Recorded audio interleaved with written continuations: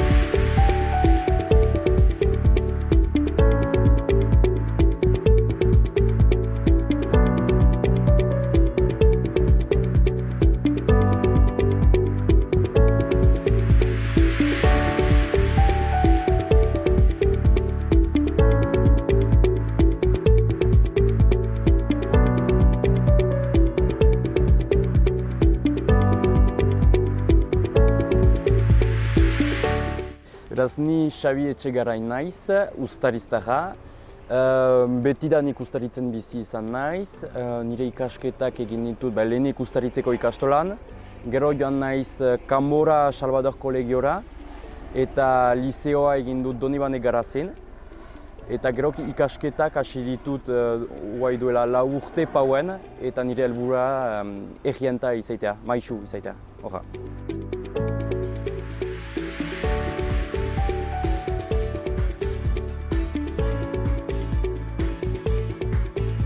Ni Katjalin Arizmendi Andreza naiz, Elizondokoa, eta Donostin ikasten dut.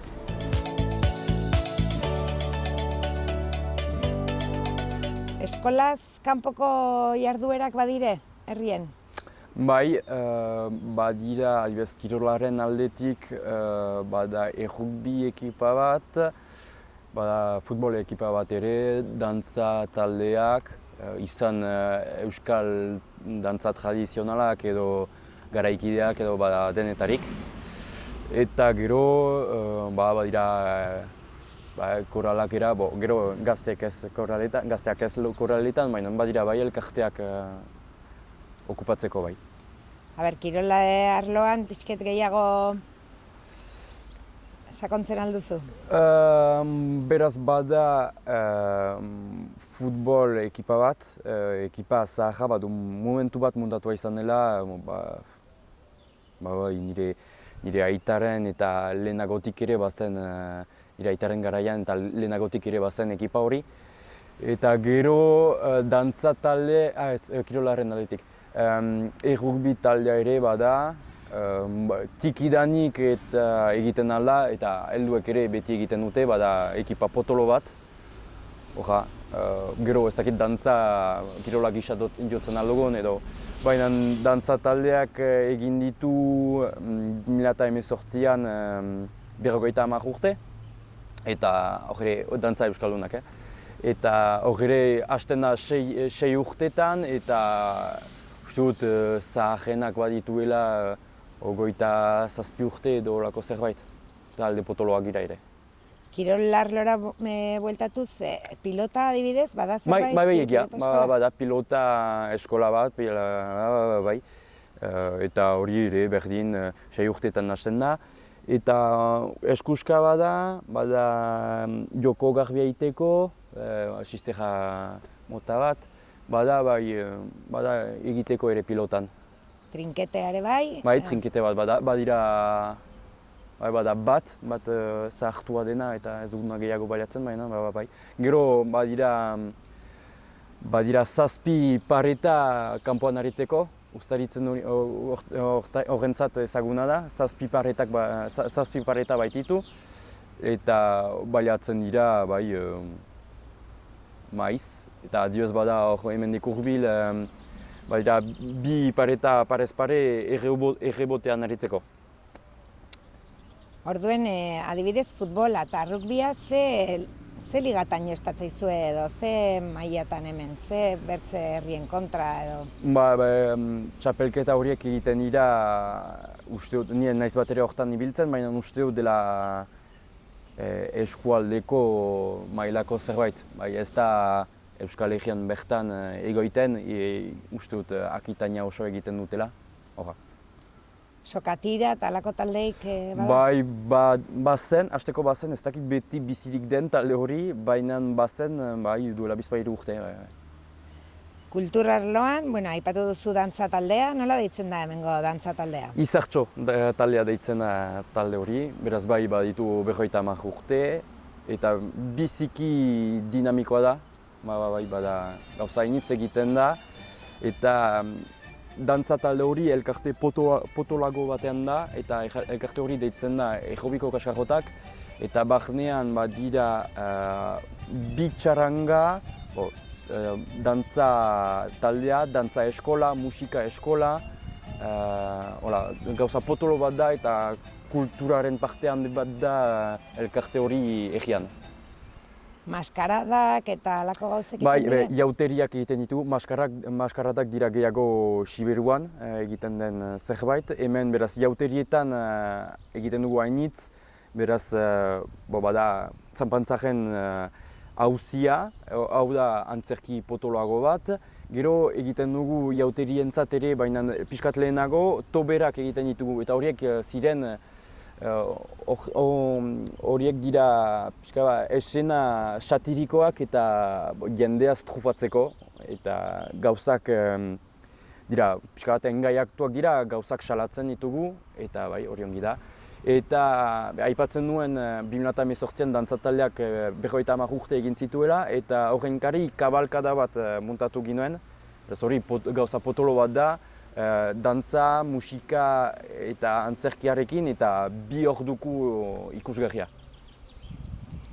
Orduen, musikan ere erranduzu, badela musika eskola, badirela txarangak, gero rock taldeak edo gazteek montatzen dituzten taldeak badire? Ez dakit, ez dut uste, ez ustaritzen hasteko, ez. Egia da, pixka bat klasikoak girela txarangarekin egiten gira. Baina nolako musika talderik ez dut uste, ez ustaritzen. Kultura arloan bertze talderik okerritzen zaizu? Hola, ez dut uste ez. Ez dut ikusten. Eta kirol arloan ere mendira agaten den talderik edo? Ez dut uste. Berbada badela helduen zerbait, baina ez hain gazteak. Ez dakit egiten duten beti, bazen garaian bat, baina ez dakit beti egiten duten. Bai, beti hemen izen da futbola edo eskubaloia. Lehenago aipatu duen genero banaketa hortan ere ikusi da unitz neskak bideratu direla eskubaloiera eta mutikoak futbolera. Baina nik uste azken aldean bai hor mandela aldaketa bat eta neskak haunitz bai animatu direla futbolera, azkenean ez dela, orain ja ez dagoela olako desberdintasun hori ez. Eta gero mendien, hemen ere badugu mendire gateko kristaineko ohitura. Eta hoi gero, nik uste hori dela futbola, eskubaloia eta mendi batez ere. Gero ere bai futbola eta eskubaloia aparte badire bertze kirolak direnak rugbie, eskupilota, eta orain ere hasi da unitz baztandarra bizikleta taldea. Eta hoixen, nik uste badela aukera hemen zerbait egiteko kirola. Kultura arloan bada elkarterik edo? Kultura arloan, bada ere dantza taldeak, bada orain antzerkia hasi dire egiten, gero musika talde batzuk ere badire, musika eskola ere bada hor, eta hoixen, nik uste bai badela beti izan dela, ez? Gero gaita eta ere ikasten da, eta badago aukera ere bai hor. Gutxi baino badago. Musika arloan, zu ere musikaria zaitugu, nola ikusten duzu musika mugimenduan Mazpanen? Nik batzutan pena sentitzen dut, musika eskolan partetik ere ez dagoelako ardura musikariek sortzeko, ez? Eta pixket aire gazteago bat eta aire mugituagoko bat emateko, ez? Nik uste musika eskolan aldetik badagoela launitzeko eta berritzeko hau hola erten dut, berritzeko behar hori, ez? Ez dakut haunitz bideratzen talde bat sortzera, edo nonbait jotzera, edo gure artean elkartzera, eta nik uste dela musikan polite, ez? Eta uste dut musika eskolan ere ez dagoela euskaraz ikasteko aukera oso hoi, eta euskal kultura ere ez dela sobera bulkatzen, eta izaki musika eskola publiko bat uste dut pixket beharra dela hortan ere muturre sartzeko, ez? Eta bai, musikan arlotik ikusten dut beti hemen inguren beti izan direla taldeak, badire musika taldeak eta hola, baina ez direla unitz baloratzen, ez? Eta unitzetan nahiago dugula karri Madrideko talde bat Elizondoko bestetan, ordainduz ez dakizen bat 1000 euro eta hemengo talde txikiek jotzen dutela txaldean rato bat eta lau bokadillon truke, ez? Eta orden nik uste horrek ere eragin handiz duela gero gure artean elkartzean eta ez musika jotzean eta musikaz gozatzen. Adibidez, taldetakoak eta non ensaiatzen eta batuzue lokalak, ola publikoak edo...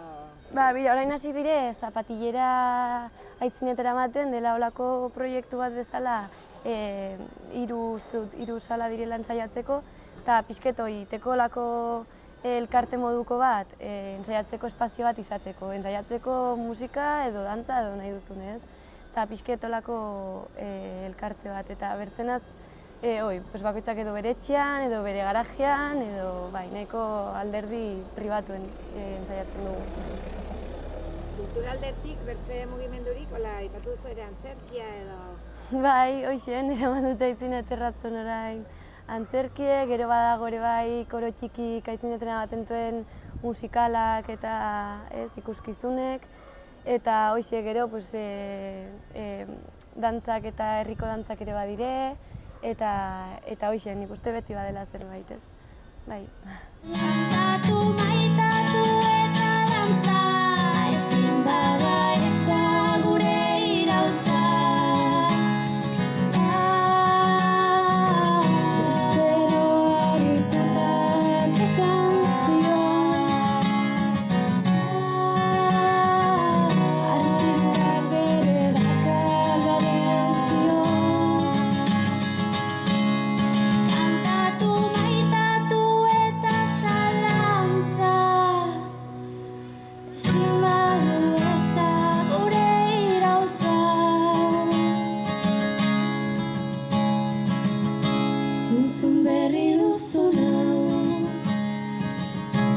Esan zuen herri batek, esan zion munduari, suhiltzaileak suizidari, iztriotarak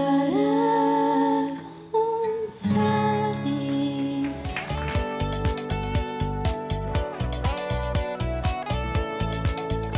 Herriko gazteak orokorrean nola ematen duzue denbora librea? Baditugu elkarteak, beraz elkarteetan biltzen gira hainitz, izan kultura edo kirol elkarteak, eta gero batzutan urtean noiztenka antolatzen ditugu bestak, izan herriko bestak edo egiten duen bezala jauteriak edo lapurtajen biltzaja bezalako ekitaldiak dira urtean zehar jola eta hor gira biltzen gehienetan. Elkartzeko ze ohitura daude? Erranduzu besta horien inguruen, baina bertzenaz ez dakite ostatuetan edo biltzen zate? Bai, egia da, ostatuetan biltzen girela, gertatzen da. Uztaritzen ez behar bada, Laje Sorruro jaiten gira maiz, ondoko egia da. Eta gero baditugu gure lokala horiek baditugu, eta gure gelak gira, eta han ere elkartzen algira zakite ejepika baten ondotik edo entrenamendu baten ondotik, eta elkarrekin egon, nola justu hitz egiten eta denbora ona pasatzen. Eta gaztetxoagoak direnak, non elkartzen dira horiek? Elkartzen dira ere, batzutan ikusten dira autobus geltokietan egoiten arratsalde oso batez edo badira batzuk horra. Besta egiteko ohituraik baduzue? Bai, uste dut aski aipatu dudala hori, egia da elkartzeko aitzakia da eta guk biziki ongi pasatzen dugu beti, jendea etortzen da, ez dira gainera ongi dena da ez dela bakarrik gazteen arteko gauza bat. zaiten aldira belaunaldi guztien arteko gauzak, eta hori ongi da, alaike, ez bakarrik gure multzoak egoitea eta denetan sakabanatzea. Hoi besta konkretu horietan, baina gero asteburutan eta hola ere besta egiten duzu edo? Bai, gerta daiteke ostatuetan edo hola ibiltzea, beste egietako pestetan ere bai, edo bai. Bada hola ambientea, Bai. Ligatzeko, non mugitzen zate, herrien berian edo? Zer da ligatu?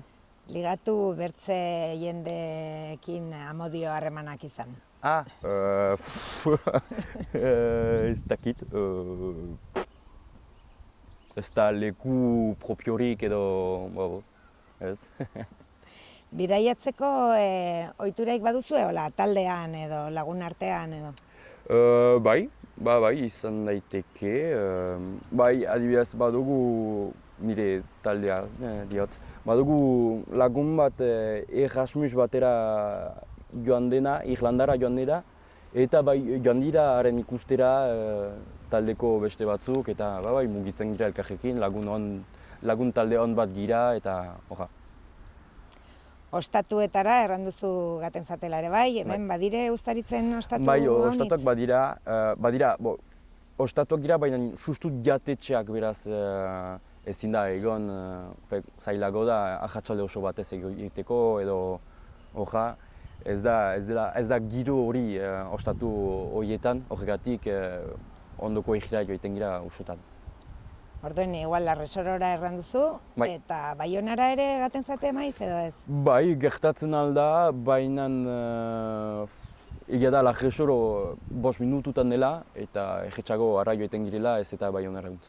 Eta zer dago, Larresoron hemen baino giro gehiago edo? Bada ostatu bat Aldaburua deitzen da eta egia da jende hainitzan ibiltzen dela. Herri guztietatik ez bakarrik uztariztarrak badira, bai Lapurditik etortzen dira eta ez dakit zergatik hola gertatu den, baina jendea ostatu arra joiten da eta horregatik.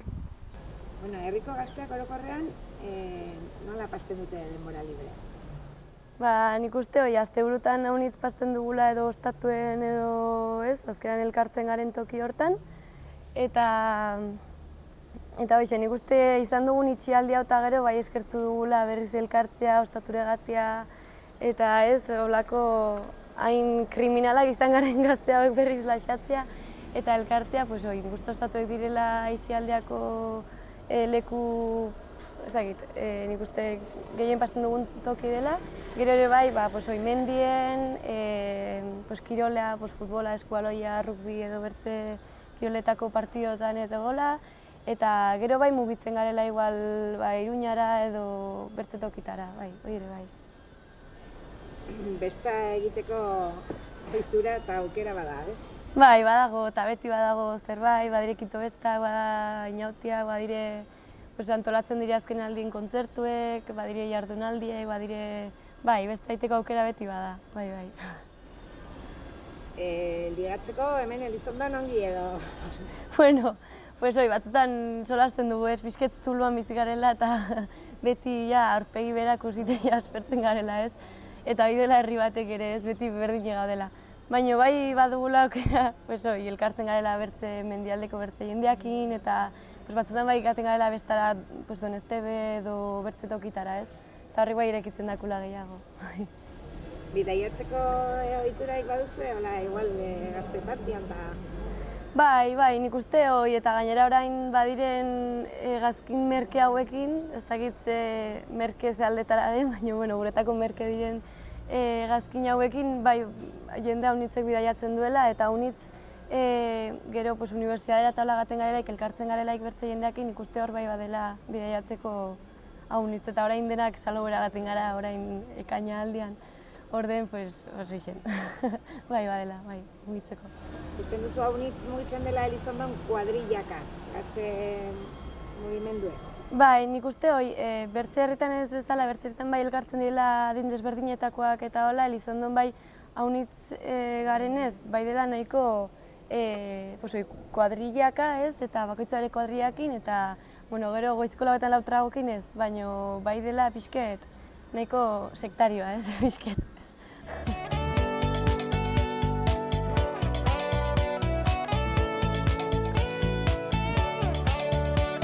Nola sortzen dire harremanak hemen herriko gazteen artean? Gehiengoan izango da eskolaren bidez, hastapenean laguntaldeak gira gela berdinean girelako, eta gero elkarte desberdinetan biltzen girenez, gure geletako laguntaldeak batzen dira eta beraz adinak nahasten dira, eta nire ustez hola sortzen dira laguntaldeak egian. Baina bai berez igual, ja ikastetxatatik heldu direla kuadrillakinek edo? Bai, gehienetan bai. Erran duzu hala ere, bai ere frantses hizkera duten pertsonekin ere harremantzen zatela. Bai, gertatzen da, adibidez pesta komiteari esker, pesta komiteak batzen ditu pixkat uztaritzeko bi mundu horiek, eta hor harremanak sortzen ditugu, eta beraz kontent gira ikusten girenean, eta bai. Sare sozialetan harremantzen zate ere bai, sare sozialekin? Bai, hori pentsatzen dut gazte guzien gauza dela, sare sozialak baliatzea gure artean hitz egiteko, eta bai. Geografikoki, ze eremeko gazten artean duzue harreman gehien? Izan den da Ejobi egekaren baztegean diren egiekin, eta izango da gehiago haiekin. Gero adibidez batzu egon badira eskolan beste nunbait eta haiekin batzen dira. Baina egia da pixka bat Ejobi segitzen dugula, eta beraz Lajesorokoekin, Itxasuarekin batzutan eta horako gauzak. Iparraldeko bertze gazteekin ere erran nahi dut igual Xuberoarrekin eta baduzu harremanik edo hori gutxiago? gutiago gertatzen da adibidez batzu ibili dira Baionako Etxepare lizeoan eta hor ezagutu badira gelan, baditugu harremanak, haiek dituzte harremanak haiekin, baina egia da hortik kanpo Xuberoarekin adibidez zailago dela. Basen Nafarroarekin pixka bat gehiago, urbilago baita, baina egia da pixka bat gure artean egoiten girela. Nola sortzen dira harremanak herriko gazteen artean? Hoxe, nik uste haunitz lotzen duela txikiten bai eskolak, ikastolak eta gero bai nik futboleko txikekin nabaritu dutena da, haunitz erekitzen dela abanikua futbolakin eta hola, ez? Azkenean kiroletan elkartzen zarelako igual bertze momentu batean elkartuko ez zinen pertsonekin, eta bai kirolak hemen sortzen duela harreman desberdin hori, ez? Betiko lagunetatik pixket aldentzen duena, eta gero institutua ere bai dela bertze bide bat elkartzeko, eta gero gaztetan bestaz edo bertze mugimendu batean sartute, bai, hor dira harremanak edo. Harreman hauek eskolatik heldu dire edo erkizuzun bezala gero institutuan ere egiten autuztu? Hoi da, nik uste gero pertsonak haunditzen garen einean, aldatzen garen einean, gero bakoitzak mantxo harpatzen dela bere toki, ez? Eta batzutan ikastola eta institutuan uste dugu hau izango dela gure betiko borobile, ez? Eta gure betiko lagunek, eta gero konturatzen zara, azkenean gero denak banantzen garela eta bakoitzak mantxo ikaten zarela zure toki harpatzen. Bestetan egiten diren harremanen garrantzia, bada... Bada ez, eta nik uste haunitzekin solasien bota dugula faltan, bestaz ikusten zinuten pertsona horiek bi urtez ez dituzula ikusi ez, eta orain itzuli garela berriz ikustera, bestaz lotxik gabeko harreman horiek ere badutela bere xarma ez, eta gero harreman horiek badutela gero ondorioa bazkari batzutan edo bertze plan batzutan, eta horiek botatu gula nahiko faltan itxialdi unten. Harremanen garrantzia sare sozialetan? Nik ustera denek badugula mugikorra sakelean, ez? Gure gorputzera itxatxie, eta nik uste dela harremantzeko bertze bide bat, eta haunizetan despistatzeko bertze bide bat, ez? Eta horrek bideratzen gaitula atzentzera ondoan dugunez, eta baino bai bihurtu dela bertze modu bat mendialdeko guztiek kontaktuan izateko, bai. Ze eremuko gazteen artean duzu harreman gehien? Ba, hoixen, Nafarroa iparraldeko gazten artean dugu harreman gehien, eta bai nabaritzen dela Nafarroan iparralde eta hegoaldeko desberdintasun hori, eta hoixen, bai, nik uste hor dugula, Iruñatik goiti, bai. Gipuzkoa eta hiekin ere bai edo ez? Nik erango nuke gutiagoa dugula, bai. Geroik, bai, Gasteizekin eta hola badela jendea ikastera gaten delako, ez? Baina bertzenaz, bai, nik uste Nafarroan gehien.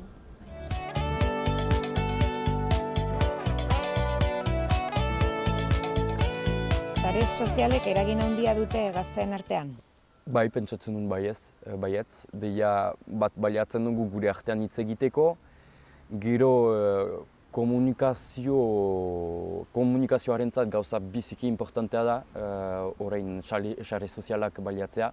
Beraz, ekitaldiak bat direlarik edo ustean aipatu ditu bestak, horren bidez hainitz egiten dugu bai.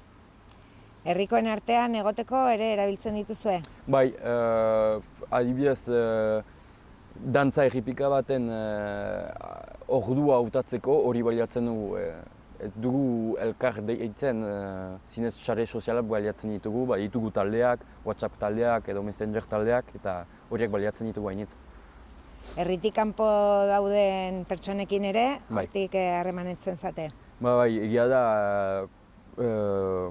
horren bidez harremana txikitzen aldea erreski jendearekin, eta hori baliatzen dugu. Ez dugu mugitzeko beharrik, etxean egoiten gira, denak etxean egoiten gira eta alaike harremana mantentzen dugu. Uste duzu mugikorrak kendu diola lekua elkar egoteari? Bai eta ez. Erraiten duen bezala baliatzen ditugu, adibidez hitzorduak emateko edo olako gauzak edo harremanak atxikitzeko, baina egia da errestasunaren gauza dela. Ez gira jendearen gana joaiten, ez ditugu ez ezagunekin elkarrizketak hasiko edo olako gauzak, ditugu gure harremanak eta txikitzen ditugu, egia da mugikorrak berbada hori kendu duela. Eta behin elkarrekin zaudetela, ikusten duzu jendeak sobera begiratzen diola telefonoa. Bai, nik bai, pentsatzen dut. Gero, bai, usten dugu, pixka bat, baina egia da jendeak egoiten dela bere mugikorrarekin, beti iso, beti mezuak bidaltzen gertatzen da bai. Musika, filmak, mugikorrez ikusteko ohiturak baduzu? Bai, izan Netflix, YouTube edo olako gauzak, bai, nik hainitz baliatzen ditut olako plataformak. YouTuberrik bada herrian? Ez, ez. Ze etorkizun iragartzen diozu sare sozialen erabilpenari? Espero dut, gero aukerakuntza ezin da sekulan gelditu, baina espero dut ez dituela harremanak sobera jango. Eta hola egoiten bada, berdin ongi izaiten alda, baina berbada hori da arazoa beldurgarria izaiten aldena, da erraiten duen bezala etxean egoiten gira eta ez gira gehiago etxetik mugitzen. Gaur egun bai etxean egoiten gira, baina nalaike elkarri ikusten dugu eta pantaila uzten dugu eta elkarri ikusten dugu. Baina egia da gerorako hori kasu eman behar da. Sare sozialen eragina handia da gaur egun? Bai, nik uste denek badugula eta gero eta goizago dugula mugikorrak eta sare sozialak gure egunerokotasunean eta eragin guztia duela gure egunerokotasunean. Azkenean orduro dugulako goizeko 4etan, atxaldeko 8etan edo guraso edo ama txikin bazkaltzen nahi garela dugulako horrez. Eta gainera, egunero dugula bombardaketa bat hoien mezuenak, ez? Eta azkenean horrekin konektatzen garela gaur egun elkarri, ez? Eta bai dutela eragin arrastu zena guregan, bai. Herrikoen artean egoteko ere erabiltzen duzuet? Claro, orain ez da pentsatzen ala ere timbrea jotzea, ez? Orain ja dena da WhatsApp edo Instagramez. Eta badakigu momenturo iaian non dagoen bertzea eta hoizen, bai. Zuk uste duzu mugikorrak kendu diola tokie elkar egoteari? Nik uste elkarrekin egoten garela, baina ez garela berdin egoten, ez? Badela eragin bat, uste dugula egoten algarela 10 gauzetara, baino egiaztatu dagoela ez. Eta honi despistatzen garela edo lagun batekin gelditu eta denbora erdien mugikorrakin pasten dela. Orde nik uste ez dugula pasten denbora elkarrekin kasu egiten bezala, ez? Musika, filmak, mugikorretik ikusten duzu? Bai, Netflixa dugu denek ikustera bai, eta hoxen, bai, gehien bat bideoak eta gehien bat mugikorretik ikusten dugu, ordenadoriare hor dugu, baina gehien bat mugikorretik bai. Badire youtuberrak herrian, zurak izan? Nirak edan ez youtuberrak eta instagramerrak badire baten bat unitzi biltzen dena, dietan inguruen badago, eta bai, badago ez, baina gero aintzan ariztegi dugu Klaken, lan nahiko handi egiten, eta hoxen, baina influenzerra ez uste dut ez dagoela, nik behinpin ez dut zautzen. Sare sozial erabiltzen dituzue gehien bat? Nik uste gazten artean gehien ibiltzen direla Instagram, WhatsApp, Telegram eta TikTok ere aurrek hori hasi dira unitzi biltzen. Eta nik uste badiela pixket, institutokuek TikTok eta Instagram, batez ere TikTok, gero ja pasten dela Instagramek hortara eta gero ja amak Facebook. Zer etorkizuna iragartzen diozu sare sozialen erabilpenari?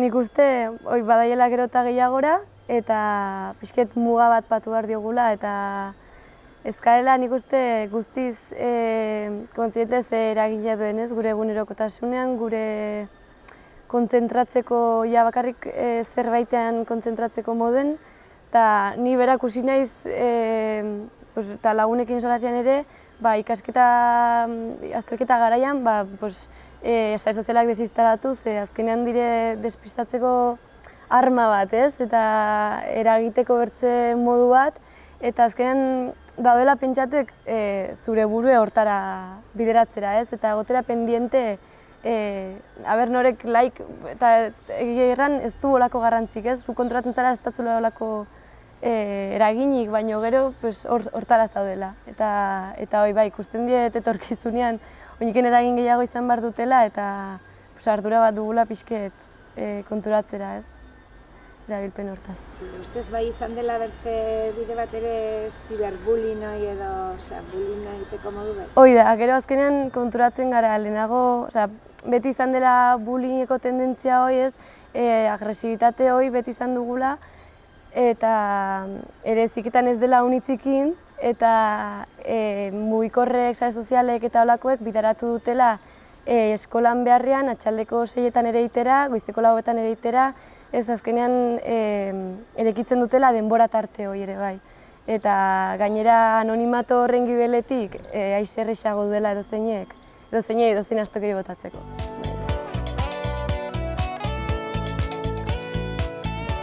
Ezagutzen duzu Elizondo herria? Ez, gutxi izenez bakarrik. Eta orduen ez zara inoiz egonan, ez? Ez, ni ez. Beraz ez duzu hango gazteekin inongo harremanik? Bat ere ez. Uste duzu Pirineo mugak baduela eraginik elkar ezagutze sortan? Bai, pentsatzen dut. Pirineo hori da helmuga geografikoa, baina bada helmuga administratiboarena ere. Hori egin nahi dut Frantzia eta Espainiaren arteko gauza hori. Nire ustez horrek badu eragin handia, ez dugu bat ere usaia elkarrekin izateko.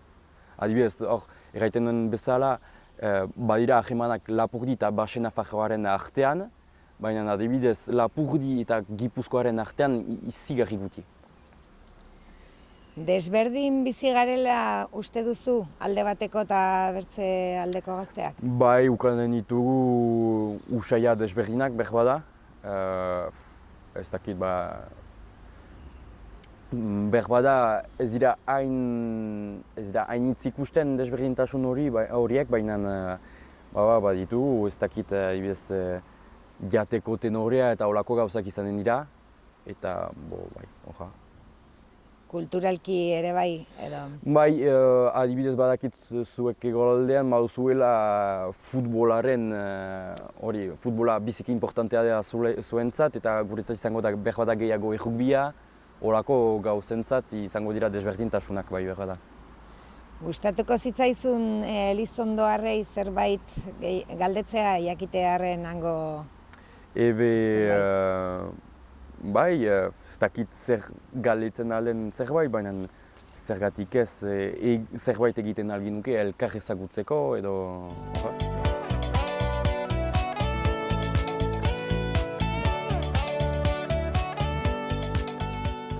Ezagutzen duzu Uztaritza herria?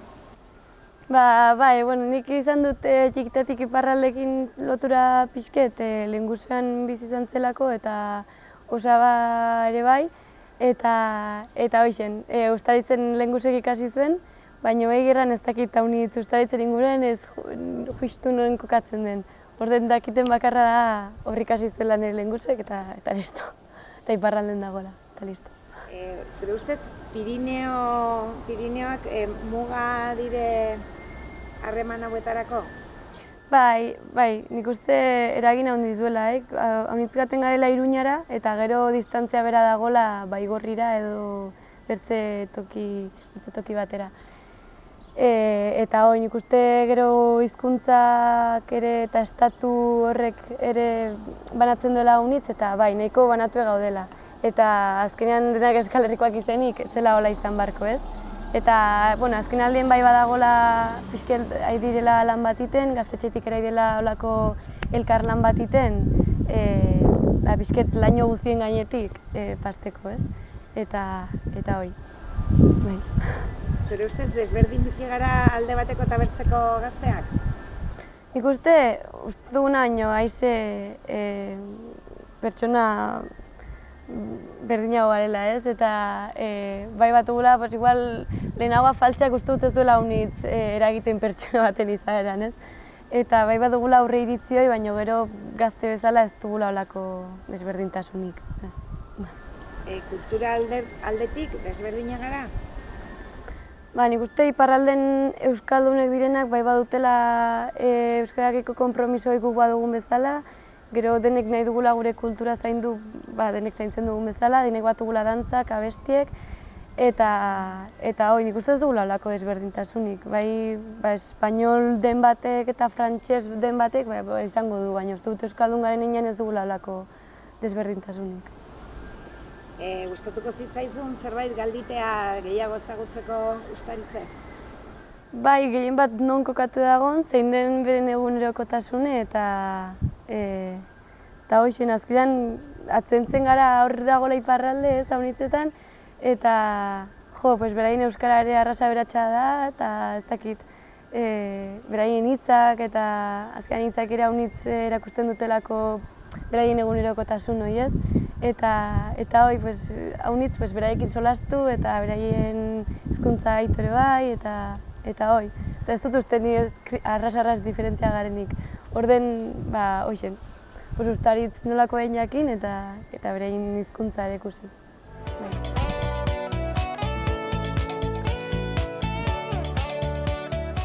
Uztaritz herria hobeki ezagutzeko eta maitatzeko, ze jakin beharko litzateke?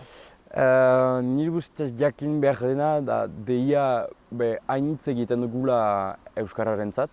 Nik hori importantea atxemaiten dut. Guretzat importanta da euskara, beraz euskaldun goziak ongi etorriak dira.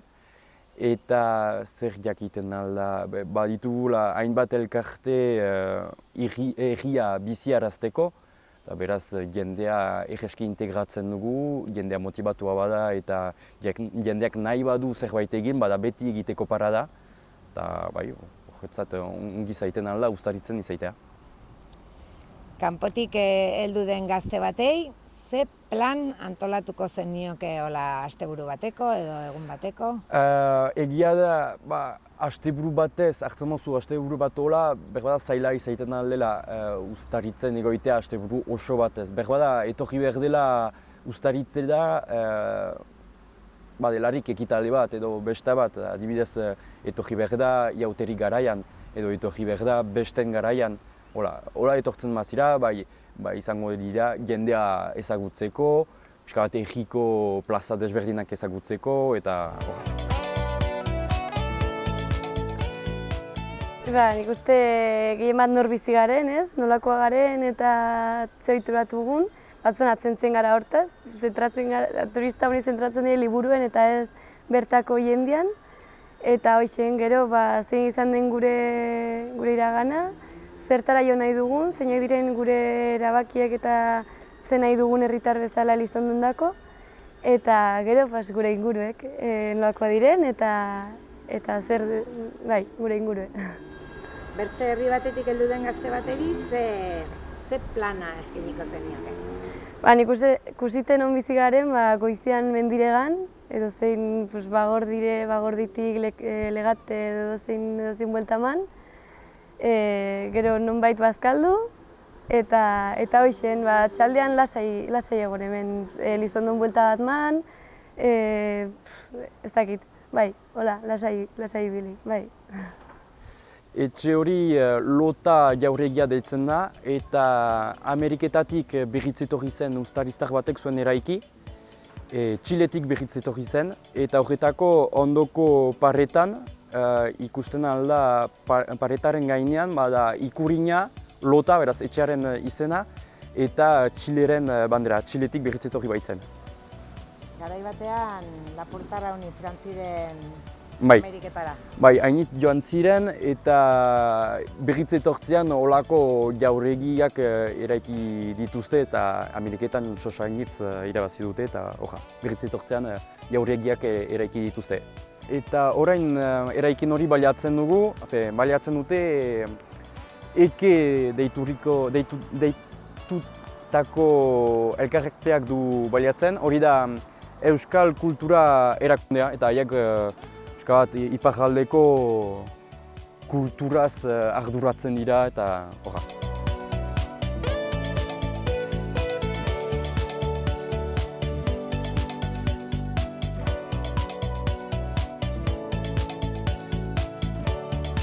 Beraz, eraikin honetan ikusten da hor lehiotik liburutegia, baina badira ere herriko etxeko bulego batzuk, biltzar legeak edo olako gela batzuk.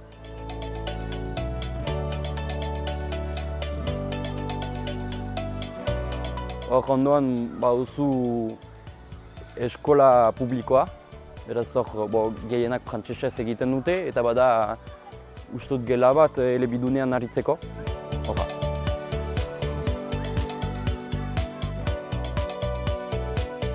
Hau da RBOtean adibidez baliatzen den tokia, bi parenten bidez aritu behar baita RBOtean. Eta gero badira partida importanteak eta gero jendea herritarrek etortzen dira adibidez pala batekin jotzeko, tranquilki, goxatzeko eta horra. Hau da Uztaritzeko herriko etxea zena, orain hautsia denez eta sobera langerosa denez herriko etxea mugitu dute tokiz. Baina hori garaian Lapurtarren biltzarrak aipatzen dituenez, hor ziren biltzen Lapurdiko herritarrak haien biltzarrak egiteko eta haien autuak hartzeko. Utzik dago eta obrak egin behar dira eta sobera langerosa da barnean izaitea. Hausten alda, deus egan gabe. Hau da orain herriko etxea, gero egoitza askitikia denez, baditu bulegoak beste leku batzuetan uztaritzen, baina hori da egoitza nagusia.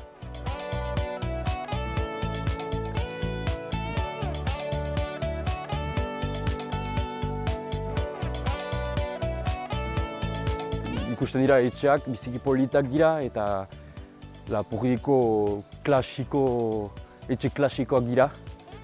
Eta horra, biziki politak dira. Zaritze, noizbait ere izan da herri nekazaria edo zertaz biziziren hemen? Bai, izan zen hemen laborari hainitz. Etxe guziak kasek bazuten bediren bere bat edo bazen hola, nire ustez erri guzietan bezala, laborari herritarren parte handia laboraria zen. Eta gutitzen da, denetan bezala gutitzen da. Egoiten dira batzuk, gazte batzuk gainera, baina gutitzen da hainitz. Lapurdin gaude eta, kostaldean badakigu turismoa unitz badela, unet sortzen da jendea ere ezagutzera ustaritze? Ustaritze ez dut pentsatzen jendea etortzen dela, behar da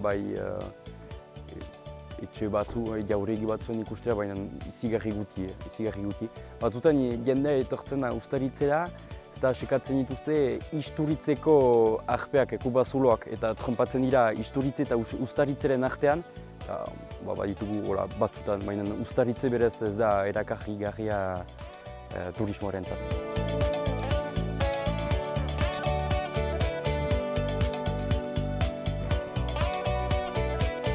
Hau da Purguko plaza, beraz badira hemen baduzu jatetxe bat, urgunago beste bat, eta badira batzutan pilota partida batzuk hemen ere. Horra.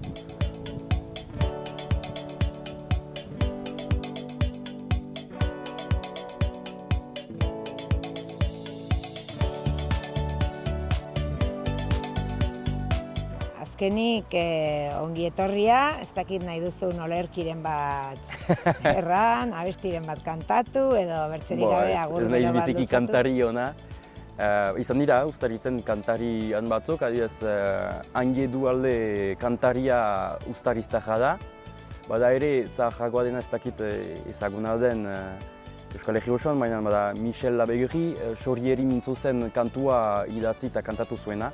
Horra, beraz, haiek kantari onak ziren, ni ez behar bada. Orduen agur bero bat edo biali nahi diezu hemendik gure ikusentzulei? Agurtzen zaituztet eta ongi etorriak ziste ustaritzera, nahi duzelarik etortzeko.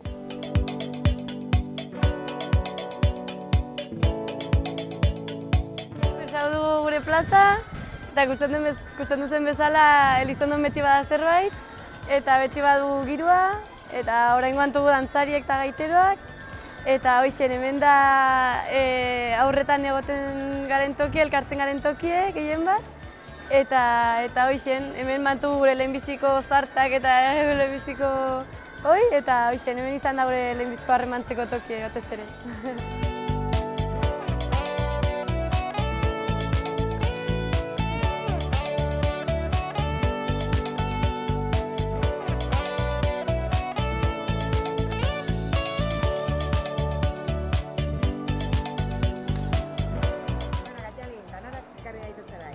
Bueno, pues ebentxe dugu Gaztango gaztetxea, Hortziretan elkartzen garen toki eta asteburutan hemen egoten garen tokie, eta hoixen. Hoixen, pues, azkenean gaztetxeak bultzatu nahi duen balore horiek ikusten dire pixket baretan, fitez dugu aldatzea eta ongipatzea murala, baina azkenean gaztetxetik egiten dugula lan bat edo nahi dela lan bat inguruen zaintzan inguruen, Araztegieko proiektuan kontra, Ertizeko proiektuan kontra, eta hoixen, azkenean nahi dugulako baztan bat bizirik eta zaindue, eta hoixen, hementxe dugu. Gaztetxean gehien bat, Elizondoko gazteak edo Gaztanasako gazteak? Ez, nik uste, gainera Elizondokoak ez gaude ere zaunitz. Nik uste herri desberdinetakoak eta bai nabaritzen dela herri batzuk haunitz gehiago mugitzen direla bertzeak baino. Eta hoixen, batez ere, Lekaro, Zarizkun eta horko gazteek bai badirela, eta Elizondokoak eta hola, pixket hola.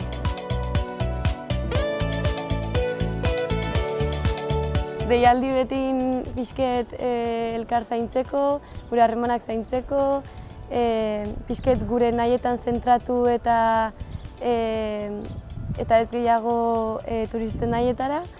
Eta hoixen, azken gure inguru zaintzia, gu zaintzia eta gure harremanak zaintzia. Eta hoixen, listo.